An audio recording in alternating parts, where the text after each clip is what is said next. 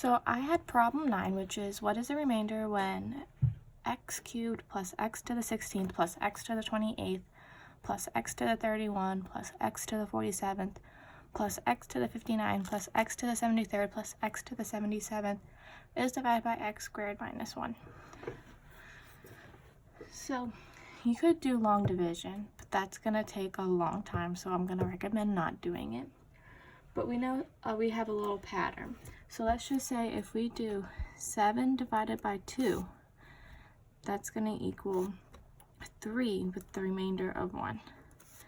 So then to write that out in an equation, it's going to be 7 is equal to 3 times 2, and then plus your remainder of 1.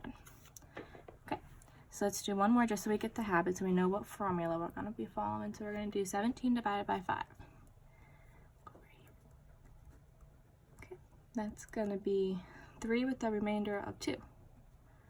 So our equation is going to be 17 is equal to 3 times 5 plus our remainder, which is 2. So we can follow that same equation for our polynomials that we have. So since it's so long, I'm not going to write it all out. I'll just write a couple terms. Okay. And we want that divided by x squared minus 1. So following this formula that we have, we know that this is going to be equal to our answer of some sort, which we really don't care about. So we're just going to call it p of x. And it's going to be times our factor, our remainder. So we can go r times r and then plus ax plus b. We're going to add ax plus b because we know the remainder has to be 1 power less than our x squared minus 1, so it has to be just a plain x. So with our problem, we're going to have x to the 77th plus all this other stuff is going to be equal to our factor, which is x squared minus 1 times our answer, which is p of x. Okay, and then plus our ax plus b. So we want our p of x to equal 0.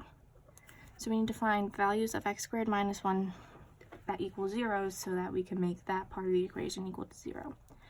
So x squared minus 1 equals 0 when x is plus or minus 1. So now that we have our x values, we're just going to go ahead and plug our x into this equation right here. And since they're ones, it's going to be pretty simple to do. So if we plug in a positive 1 to this equation, we're just going to get 8. So we're going to get 8 is equal to ax plus b. And then if we put negative 1 in here, it's going to equal negative 4. So then we're going to get